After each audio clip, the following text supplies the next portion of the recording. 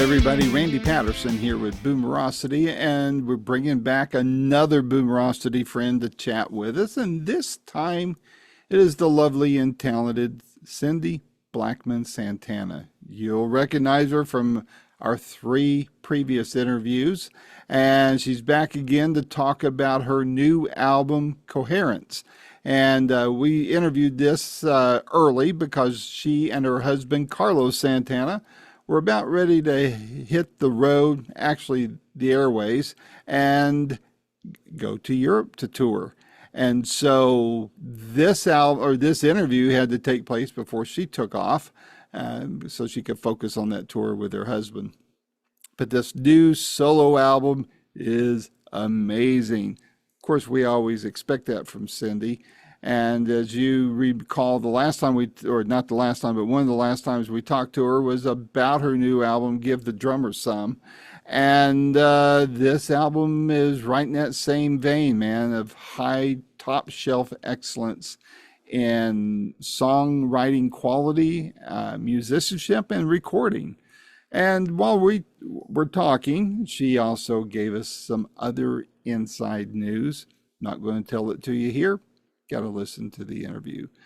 Hey, while you're at it, as I always ask, would you please hit like on whatever platform you're watching or listening to this on, as well as become a subscriber. It's absolutely free of charge. I'm not going to charge you for subscribing. We just need that. So it helps us with our numbers and possibly even income that doesn't come out of your pocket. So without any further ado, here is my fourth interview with Cindy Blackman Santana. Until next time, this is Randy Patterson with Boomerocity. Take care. There Can she you hear is. me? I can hear you. Yeah. Hi, how are you? Great. How are you? Wonderful. Thank you. Thank you. And thank you for doing this. Hey, my pleasure. Thank you for participating. So, where are you clicking in from? It looks like a theater somewhere. This is I am in Las Vegas, and this is our cinema room actually. Ah, cool. Very We have a nice. little movie screen, and I've got some drums in here, and yeah, this is our little chill out space.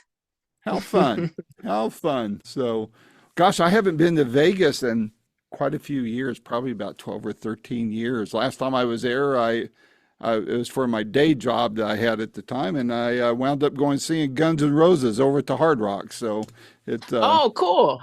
yeah, it was the highlight of the trip, believe me. So, Oh, I bet. so Yeah. before we get into all this, I must ask, just out of concern, I read about your hubby being a little sick there. Everything okay with him now?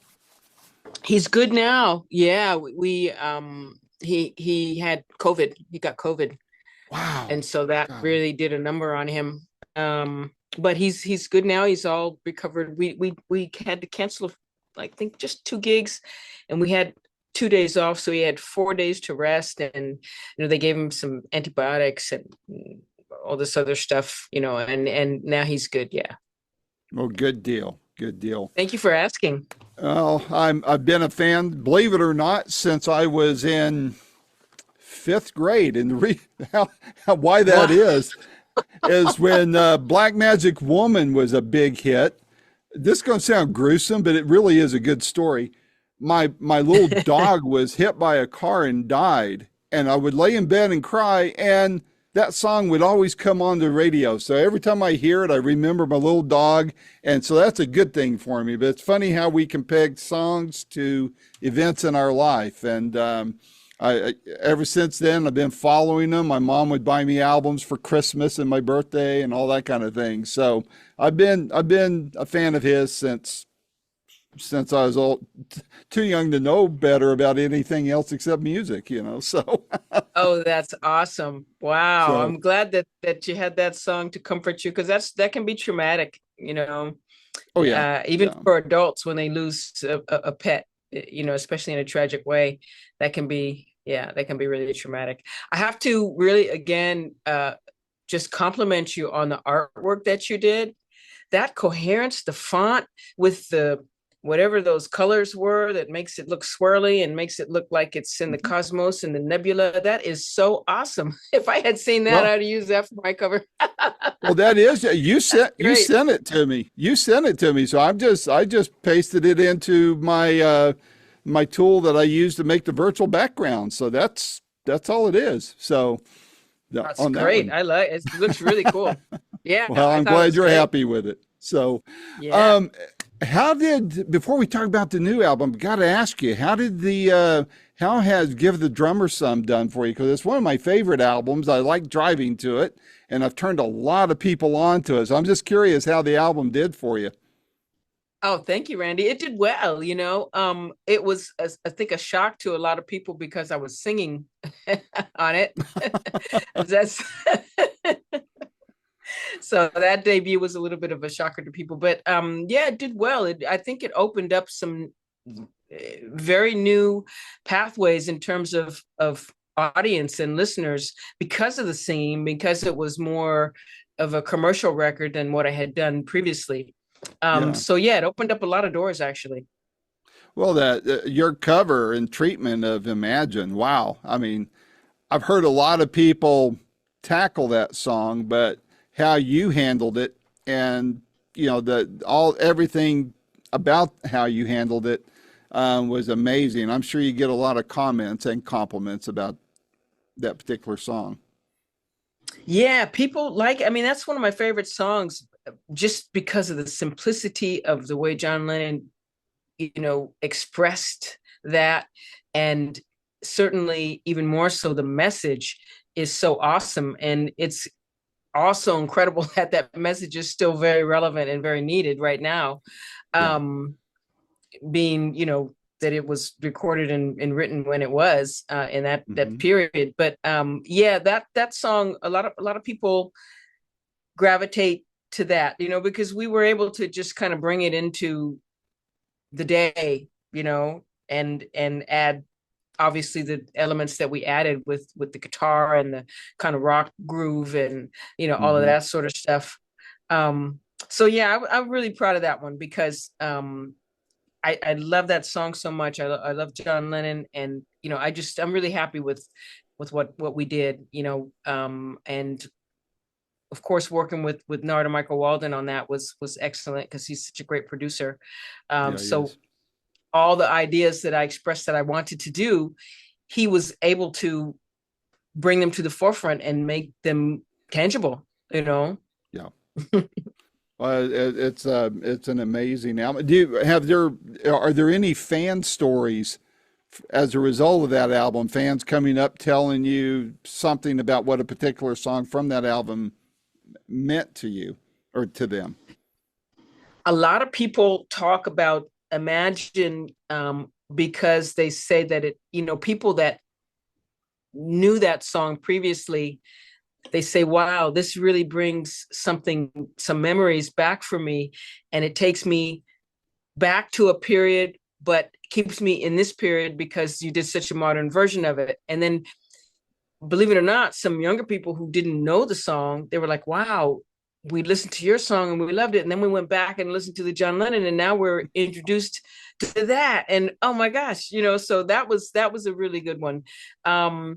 Fun Party Splash got a lot of attention Yeah, because it just was a feel good song. So a yeah. lot of people um commented on that, because at that time, we really needed some upliftment. Mm-hmm. I mean, 2020 was hard Yep. for so many people because we were locked down. There was the fear of the COVID, which now we know is kind of not laughable, but we know that it's not what they projected it to be. Let me just Yeah, leave it at that. yeah. um, but yeah, so that song brought a lot of happiness to a lot of people at that time. So I'm really happy about that as well. Those were two that really got a lot of attention. Um, and there were other songs too, like even the song with John McLaughlin, "Super Bad." Yeah. That got a lot of attention just because it's so funky. Yeah. So yeah, we got good response off of that record. I'm really, really happy with that. Well, I caught you and your husband's show in Chattanooga not long after we did our last interview. I think, no, it's the interview before. And it was Uh-huh. right as the shutdown was being lifted. And that was probably I think that was the third show I saw after everybody was set loose to go to shows again. And you could just feel the vibe. I mean, you guys on stage were phenomenal, and you could just sense the energy between you all because you were having fun again, doing what you love to do, and the crowd loved it. And I can truthfully say it was one of the best shows I went to because, again, being a fan for as long as I've been, but just what I enjoyed equally to the songs I heard were just watching you guys on stage, just seeing how you were smiling at each other. You could sense a real like, yeah, it's great to be back here for reals because it's this tragedy is passing us by. And so it was a lot of fun to watch you guys play like that. Oh, thank you. It was great fun to be back out there and doing it because after not having been able to to play live for so long, it was really, really exhilarating for us from an artistic standpoint, an energetic standpoint, but also the deliverance of, something that could make people feel good after Yeah. such a hard period that we all went through. So that was very emotional on a lot of levels. So it Yeah. was yeah, a great experience for us as well. Well, you got this great new album coming out. Tell me all about it because it's the one cut I've heard. I thought, wow, we're in for a big treat again. So tell me about it. Oh, thank you so much. I'm really, really happy with this one for a lot of reasons. Um, Coherence to me represents the coming together of everything as one. All people are one. Um, and when you really look at the fabric of what has created us in this universe, everything in creation is one. you know Hmm. um the plants, the rocks, the mountains, the animal kingdom, all the kingdoms really are one kingdom, and so coherence represents that kind of unity to me. So it's special from that perspective. The songs are, I really enjoy all the music. Um, there are some originals, a lot of originals, uh, many that I've penned, and a couple from my guitar player. There's a John McLaughlin original. There are three standards on there, or not standards, but non-originals. Um, two, uh, a Wayne Shorter composition, Sanctuary. Oh. Um, a Paolo Rusticelli composition called Capri. Hmm. Um, and we really did some treatments on these songs that are a bit different from what you've heard in the past, like Sanctuary, for example, um, is a real high energy kind of shuffle. Hmm. And then we did another Wayne Shorter tune called Circe, and we did that one differently than what I've heard it recorded. Like I've heard it by VSOP, um, and they did it a particular way. And I also heard a version by Tony Williams Lifetime, and they did it a particular way. So we did it in another way. It's very sultry, very pretty. I added some strings on it. So we have a string player by the name of Dave Egger, who I met Hmm. on a project that I was co-producing, a Brazilian singer by the name of Areia. Hmm. And my co-producer Jack Daly brought in this string player to play all these string parts. And Dave is amazing because he plays cello, and he plays all the string parts by himself, and he just layers everything, you know. Ah. Um, he's really, really amazing. And so I had always wanted do something with him after doing that initial project with him, which was That was back in 2019 or 18, something like that. But I always wanted to do something with him. And so I reached out and he was like, yeah, I'd love to do it. So there are several tracks that have strings on it and it's all him. He just layered everything, you know? Wow. Yeah, so I'm really happy with that. I'm going to do more stuff with him.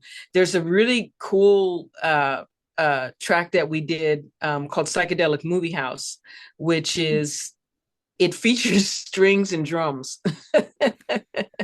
And it's really awesome. It's a short piece, but very poignant and really, really cool. I think you'll enjoy that. I'm gonna we just got our final mixes, so I'll send everything to you so you can Oh, get a feel for it. You can hear it. Yeah, I'll send it to I you. would appreciate that. Um, Absolutely, I will send that to you.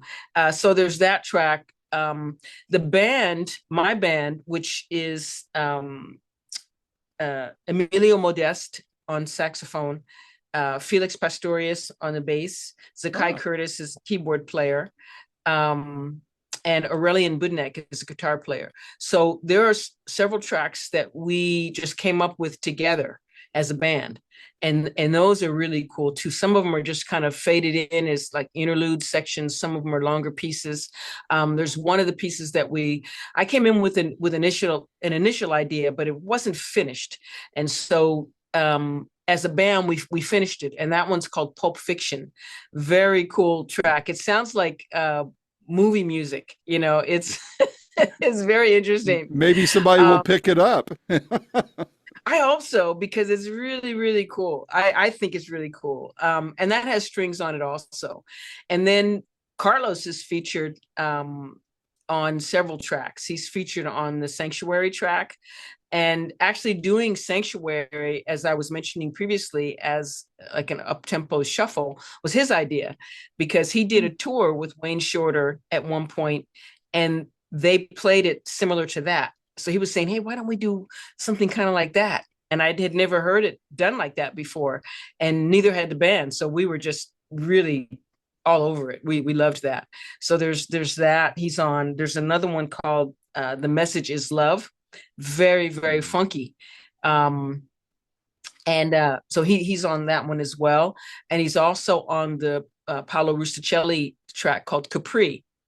Mhm. And that one kind of has a special meaning for Carlos and I because when I first met Carlos and was subbing for his drummer, he had a tour booked, and then after the tour, they got I think some kind of corporate gig or something, and Dennis Chambers was already booked to do something else.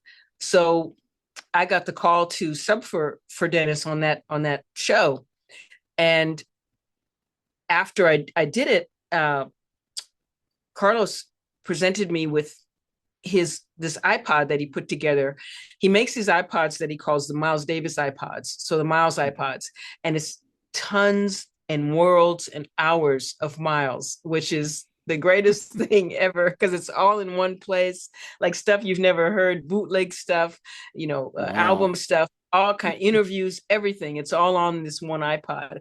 And so when he gave me that, I was blown away, and I was in my room, my hotel room, thumbing through all the tracks, and I'm like, okay, let me listen to something that I've never heard. And the first thing that I came across that I hadn't heard was a song called Capri.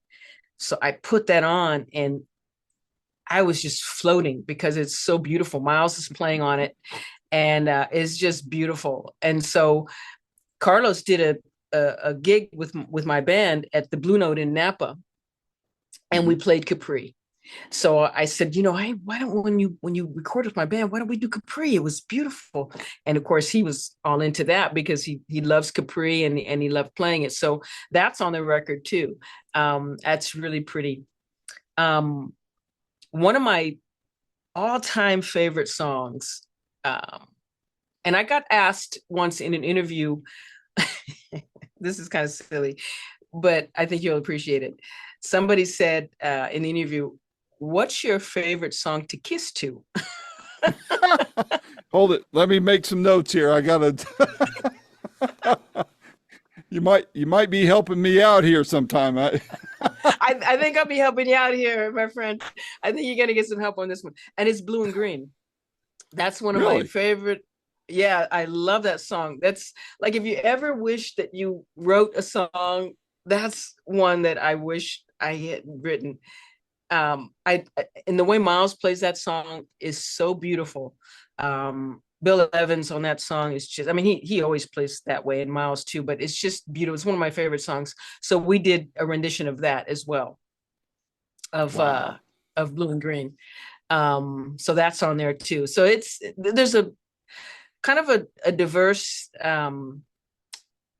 variety of rhythmic treatments and feels on this record. No singing. I Oh, did so do a it's little all bit of talking instrumental. on it, all Oh, okay. I instrumental. got you. I did do a little bit of talking because I wrote kind of a thematic poem for the intro and outro of Coherence, because I really wanted to express what that means, and I feel that it's really important at this time for people to understand that we're not divided as a lot of society would like to lead us to believe. Because when you separate and divide people, that's the way to keep them under control because they're not together. You can't do anything on a mass scale if you're divided and separated.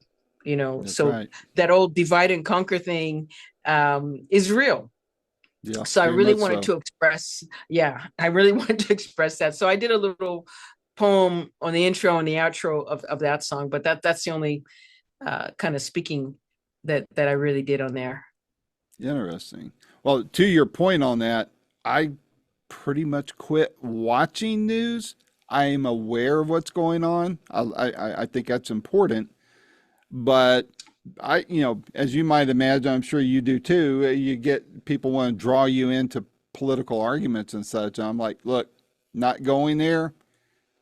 At my age, I just want to love people, try to get through the rest of life by being a positive person to people as best I can. And I'm always learning to get better at it. But I refuse to let the powers that be, regardless of which party label they have, to cause too much division. And that I've seen it happen. And I mean, there are a lot of people out there, and I'm sure you've run into this too, Cindy, where if you're not for them, you're against them. And I can't help that. And I'm not going to try to control Yeah. it.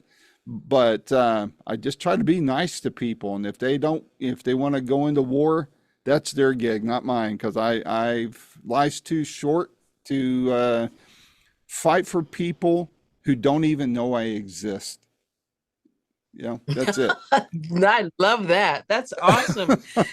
And you do exude that, which just even though we've never said these words exactly, but you do exude that with the feeling of just wanting to be friendly and loving to people, Hmm. which is one of the reasons why I enjoy talking to you. So I Well, appreciate that thank you. because I'm the same way. I don't like to watch the news. Yeah, yeah. I certain people get on me all the time. They're like, "You're not going to watch the news?" No, I'm really not. And I try to be aware, like you, but I don't want to get that into my psyche and have that rule my day. And you know, um, I saw this really beautiful documentary on Wayne Shorter. Hmm. And one of the things that I loved about what I saw was, and what I felt was that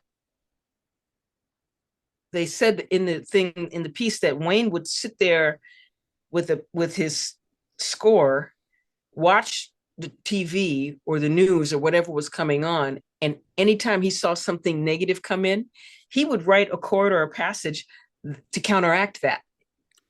Hmm. Amazing, That's right? interesting. Yeah. Yeah, Wow. I mean, yeah, because it all plays in. So if you have some dark chord going in along with, I mean, it just reinforces it. So wow, I've never thought of it. I'd love to.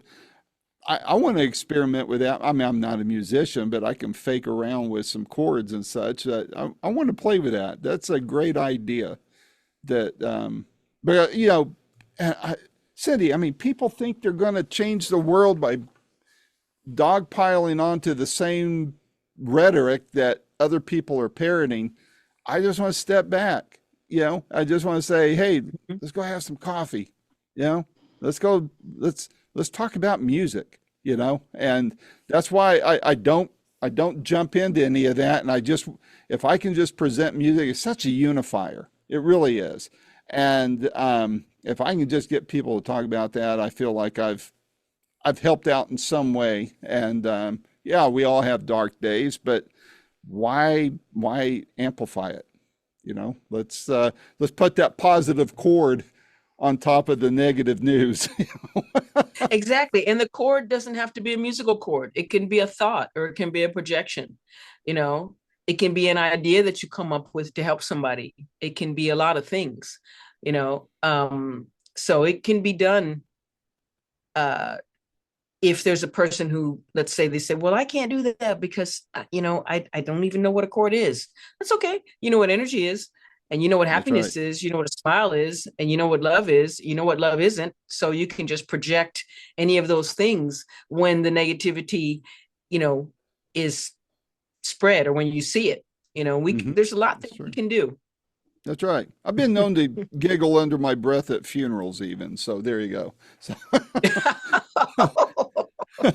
and I do say, under my breath because I don't want to offend anybody, but a funny thought about the person will come to mind is like, and that's what I want. I want a moment of silence at my funeral and say, think of something funny or inappropriate I said or did, and just let that one come out in a laugh. So, And just laugh. Yeah, yeah, why have a good not? vibe. Yeah, So, how yeah. how long did it take you to make the album from start to finish? Um, we did two sessions, one in April and one in October. Ah, And okay. then the rest was basically uh, uh, selecting the songs, because we recorded over 20 songs. We Wow. recorded a lot of music. I don't know. I always record a lot of music. I can't not, I have to record a lot of music. So then, apart from selecting the songs, then it was going to starting the mixing, and going through that process. So the mixing process was probably longer than it took to record the music.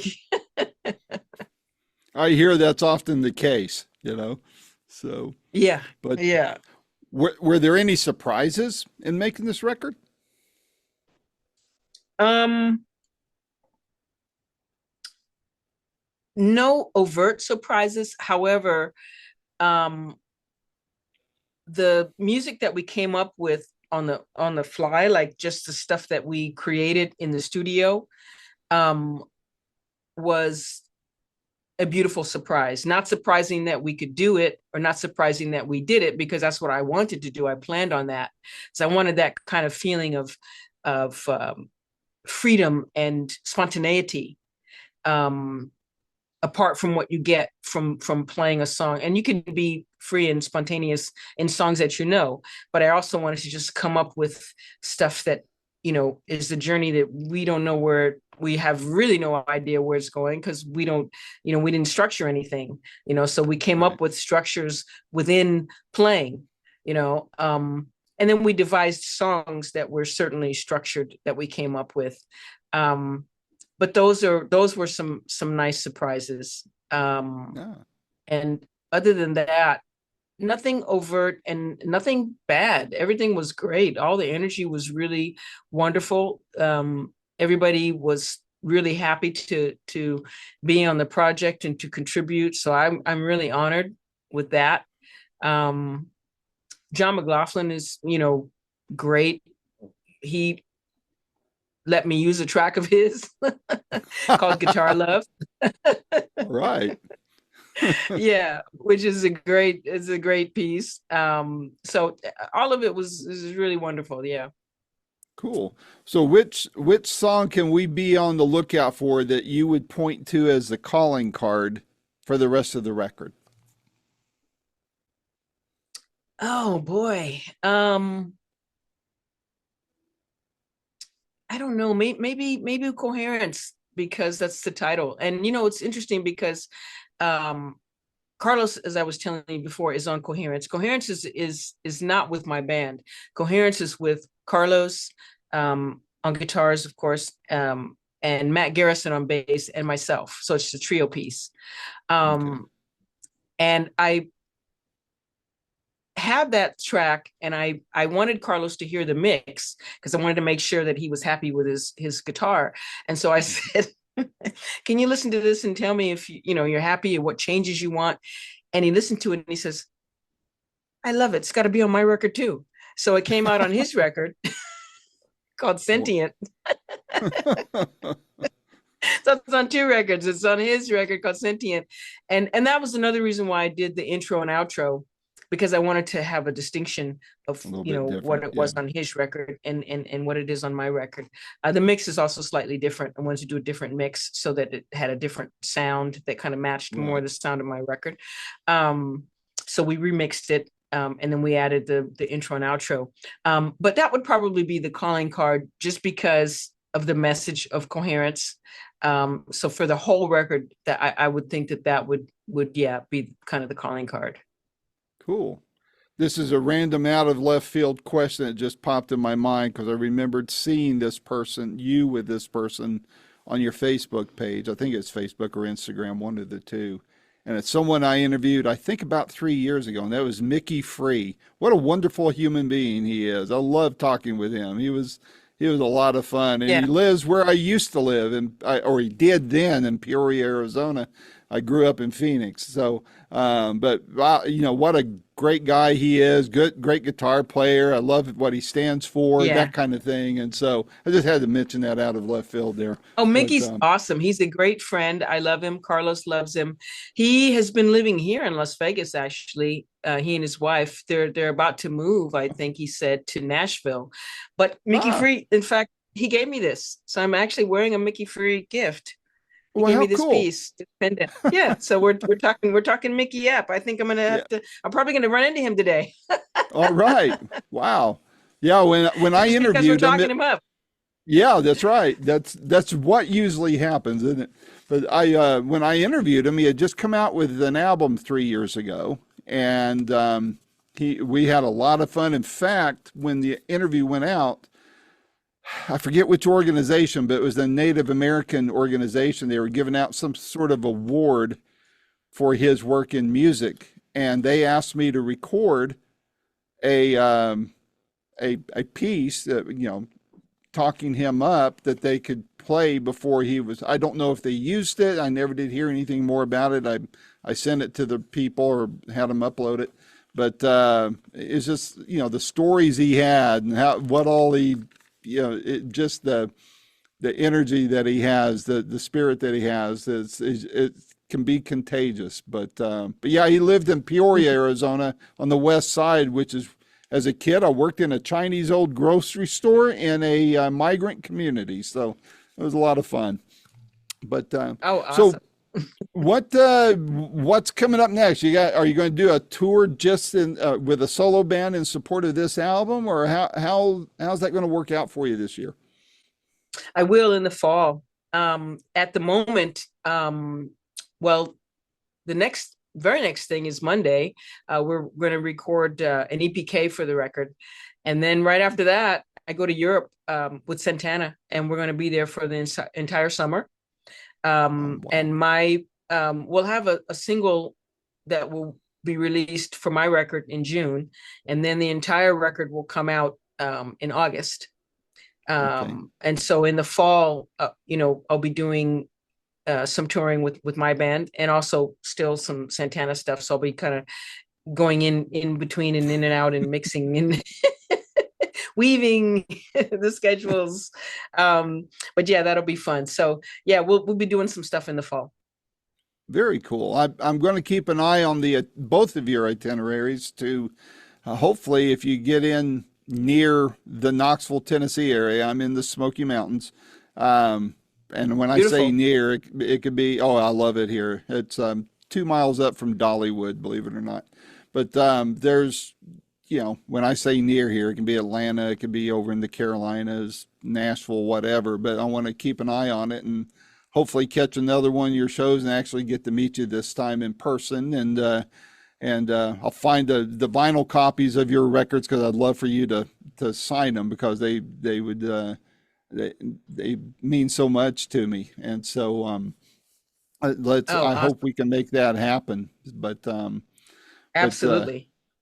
as always, this is a lot of fun. And you're always a delight to talk to. When I saw you had a new album coming out, that's why I reached out to you. I wanted to get ahead of Thank you. everybody else on talking it up. So I'll watch. I'll watch for the EPK and the singles coming out and all that, and I'll plug them through my personal and Boomerocity Facebook pages. And let's talk again soon. Okay. Thank you. Looking forward to that, and looking forward to talking about the band three, Oh yeah. with Put a quick Orianthi plug on that and on Rhonda. this one, and yeah, to tell people about that real quick, and hopefully we'll have that separate interview going. Absolutely. I'm also in another project, and the band is called The Band Three, with Orianthi on guitars and vocals, of course. She's a great singer, and Rhonda Smith on bass and vocals too. And this record is being recorded. We just finished recording, and our engineer is the incredible Eddie Kramer. It's Whoa, great to yeah, yeah, great to work with Eddie. He's awesome. This is kind of certainly Hendrixy influenced, um, rock and blues kind of stuff. It's really cool, good energy, some really great songs. Orianthi's a great singer, so she's got that under control. She's our lead singer, of course. I do a tiny bit of backgrounds, and Rhonda's doing some backgrounds as well. She's the main background singer. But it's really cool. I like the space of the trio because I like trios too because it gives you more space. hmm That coupled with Eddie's mixing is really awesome because he's such a great engineer.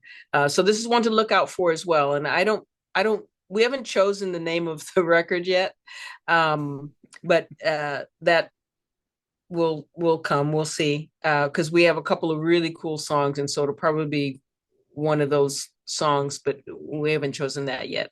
But that will be out hopefully in the fall. Yeah, hopefully Okay, by the fall, and probably a single or two before that. very cool.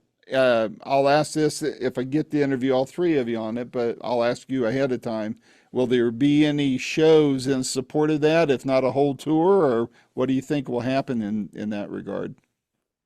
We will absolutely be doing shows and tours. This is Good going to deal. be. Um, we're looking at long run stuff with this band, so we'll definitely be doing tours. We'll definitely be doing shows, and we've yet to kind of schedule that stuff, because everybody is so busy. We're going to be working Yeah. in and out of our stuff.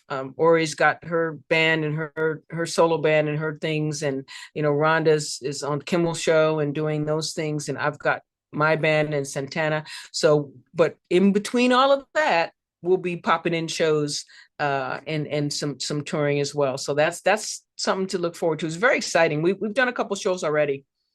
I Um, saw the and video. It was yeah. amazing. Oh, thank you. We Yeah. we've done Yeah. we've done a couple shows, and it's really exciting. We're getting a lot of good feedback from the shows too. So yeah, it's Well, gonna be fun. I always think that female bands have a rough go at it, and I try to support as much as I'm allowed to with, the artists participating and all that. But I think that when people such as yourself get out there and kick some major butt, so to speak, in a pleasant way, of course, I think first of all, I think it's tremendous for the three of you, but I think that, don't you think that'll help other female artists as well, both single, solo and bands? I think it will. It's interesting because I don't do things based off of gender or race or religion or whatever. Right. Like when Mark Davis is the brain behind this band coming together because it was his idea, it was his dream. So he asked Orianthi and then he invited me, and then he asked us to you know, choose a bass player. Um, and when I said yes, I said to Mark, I don't play in all female bands normally. It's not, I don't, I don't do that. What I do is I just play with musicians who are great. I don't choose them because they're women or because they're black or white or Right. they got afros or dreads or straight hair or buzz cuts or whatever. I just choose people that I want to play with. Hmm. Um, and that's why I said yes to playing with these two musicians because they're both incredible. It wasn't and had nothing to do with them being women, actually. Right. Right. Um, and if anything, that would have been the deterrent because I don't like the stereotypes that people put on all anything bands. I don't Hmm. like that.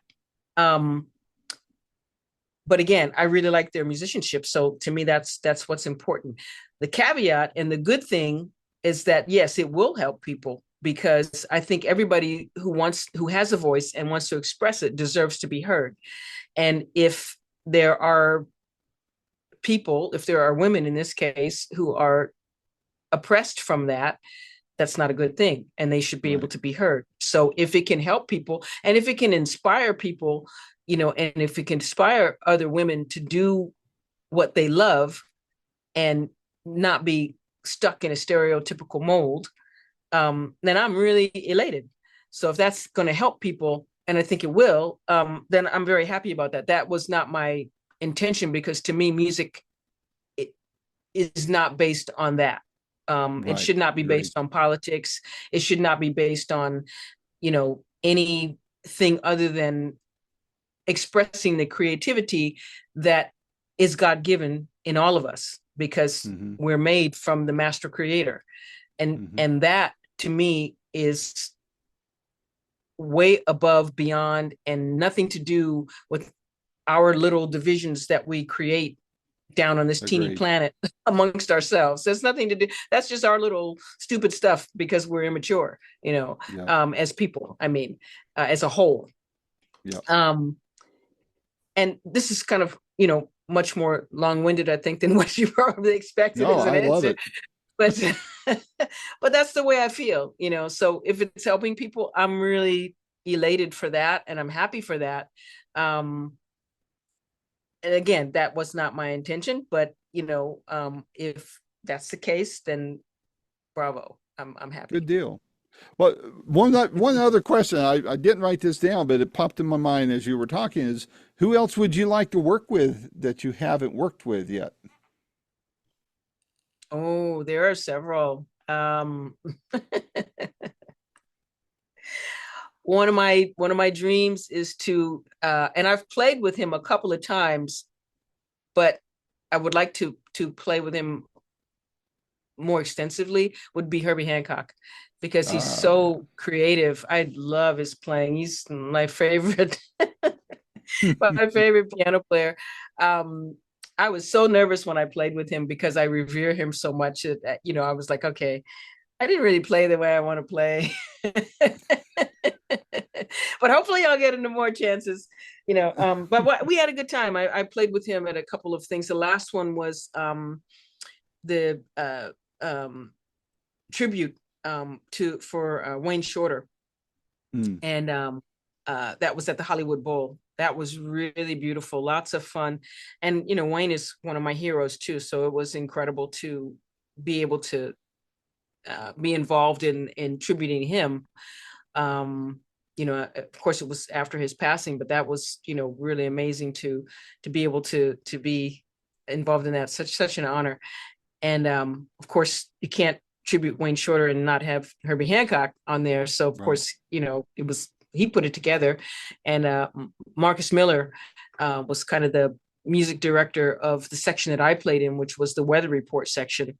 And I love that music, so it was really great to play some of that. So that's one person that I would really love to do something with. He's yeah, he's Very cool. supreme. Something tells me we'll be seeing something coming out with at least a song or two, if not a whole album that you two collaborate on. That would be amazing. It would be. I hope so. Very cool. Well, Cindy, as always, it's been a blast. My door is always open to you, and I look forward to talking to you about the band 3 if we could get that put together. And in the meantime, you and Carlos, please be safe on this tour coming up, and just have fun and make more memories, okay? Absolutely. And thank you for this. It's always a joy. You are awesome. Much appreciate what you do and that you support music so highly. This is beautiful. It's a lot of fun. All right. Well, take care, my friend. We'll talk to you soon. Looking forward to it, Randy. You take care too. All right. Thank you. Bye-bye. Bye. This has been another fun-filled episode of Boomerocity with your host and producer, Randy Patterson. The theme song is Roll the Dice and is recorded and used by permission from Quinton Hope. Quinton is spelled Quinten, and Hope is Hope. And you can find out more about Quinton at quintonhope.com. Post-production is done by Cardinal Sins Productions. The Boomerocity name, logo, and content is copyright protected. Segments may only be used with written permission by Boomerocity and or its assignees. Inquiries should be directed to input@boomerocity.com. Copyright 2025.